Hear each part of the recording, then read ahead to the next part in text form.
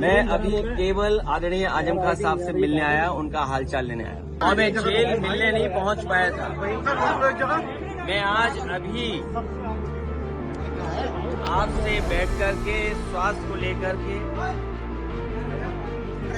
और उनका हालचाल ले रहा हूं। मिलने में आया हूं और मैं जेल मिलने नहीं पहुंच पाया था। मैं आज अभी आपसे बैठ करके स्वास्थ्य को लेकर के और उनका हालचाल ले रहा हूं। और आदरणीय आजम खान साहब वो बहुत पुराने नेता हैं। पुराने नेताओं की बात ही कुछ और है, पुराने लोगों की बात ही कुछ और होती है। ये हमारी पार्टी के दरख्त हैं, इतनी गहरी जड़ें और उतना ही गहरा उनका साया भी हम लोगों के साथ हमेशा रहा है। और ये बड़ी लड़ाई है, उसमें हम सब लोग मिलकर के लड़ेंगे। उनका स्वास्थ्य अच्छा हो, उन्हें न्याय मिले और शायद देश के इतिहास में और पॉलिटिकल कैरियर के इतिहास में पता नहीं भारतीय जनता पार्टी कौन सा गिनीज वर्ल्ड रिकॉर्ड बनाना चाहती है, कौन सा वर्ल्ड रिकॉर्ड की पॉलिटिकल परिवार आदरणीय आजम खान साहब पे सबसे ज्यादा केस लगे हैं। कोई अगर दूसरा परिवार ऐसा हो जहां पर केस लगे हों, उनके ऊपर हैं गलत केस लगे, उनकी पत्नी पर बेटा अब्दुल्ला और उनके परिवार के और जितने भी साथी रहे, उन सब पर इस सरकार ने झूठे मुकदमे लगाए हैं।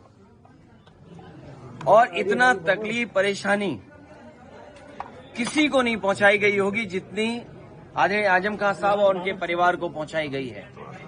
ये कोई वर्ल्ड रिकॉर्ड बना रही है भारतीय जनता पार्टी। और अगर गिनती के हिसाब से हम लोग हिसाब किताब लगाएं तो हो सकता है Guinness book of world record में भी ये नाम आ जाए परिवार का, कि सबसे ज्यादा झूठे मुकदमे अगर किसी परिवार पर एक पर लगे हैं तो वो आदरणीय आजम खान साहब के। मैंने आपसे कहा कि पुराने लोग, पुराने समाजवादी जो नेताजी के साथ रहे और जो नेताजी के साथ हैं, उनकी बात ही अलग होती है। 2027 में क्या देखते हैं अगले जी?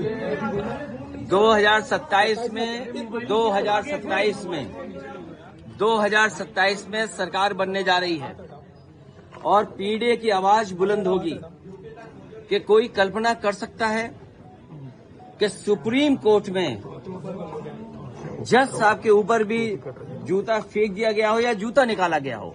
हालांकि वो बात यहाँ करने की नहीं है। आज मैं आदरणीय आजम खान साहब का हालचाल लेने आया था, क्योंकि जेल नहीं पहुंच पाया था, इसलिए मैं मिलने आया था। और लगातार हम लोग मिलते भी रहेंगे। लेकिन जो सुप्रीम कोर्ट में हुआ है, ये समाज में कहीं न कहीं एक संदेश जा रहा है कि पीडीए के लोग कहीं बैठे हों, जीवन में कभी न कभी अपमानित होते हैं।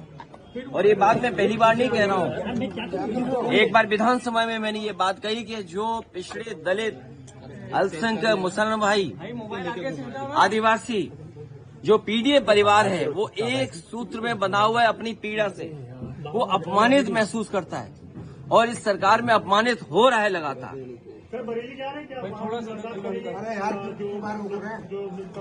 मैं अभी केवल आदरणीय आजम खान साहब से मिलने आया, उनका हालचाल लेने आया। तो क्या लगता था सर, जिस तरह से कयास लगाए जा रहे थे कि आजम खान साहब आपसे नाराज है काफी, मैंने आपसे नाराजगी दूर हो पाई?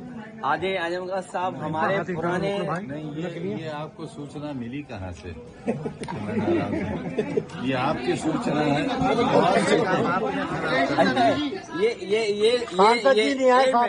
ये पत्रकार साथी, ये मेरा हवाई जहाज कहाँ उतार रहे थे आप लोग? नहीं, बरेली तो कुछ लोग उतार रहे थे, कुछ लोग यहाँ भी उतार रहे थे। सर, नदवी जी जब से यहाँ से जीते हैं, आजम खान साहब के परिवार से नहीं मिले हैं। नदवी साहब अभी मैं अकेला आया हूँ मिलने।